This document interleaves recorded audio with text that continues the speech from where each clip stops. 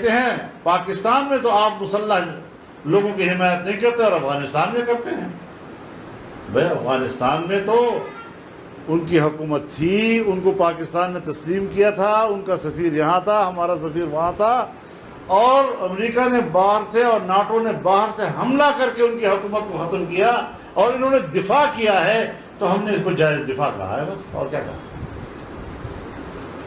تم نے امریکی جارحیت کو انصاف کہا، عدل کہا، اور ہم نے اس کی دفاع کو جائز کہا ہے بس.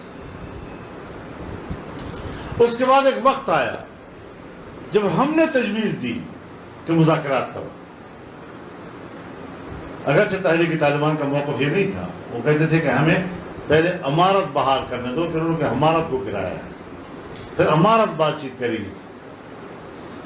لیکن بہرحال ہماری سوچ یہ تھی کہ اگر بین الافغانی مذاکرات ہوں اور مفاہمت ہو جائے تو داخلی مفاہمت کے بعد باہر کی قوت ان کو یہاں رہنے کا جواز نہیں ہوگا.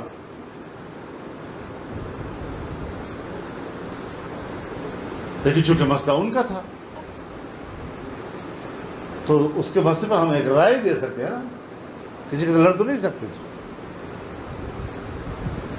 اب اگر آج وہ یہ بات کہتے ہیں تو ہم کہتے ہیں کہ کل بھی ہم نے یہ بات کہی تھی، آج آپ کہتے ہیں تو ہم آج بھی اس کو سپورٹ کرتے ہیں.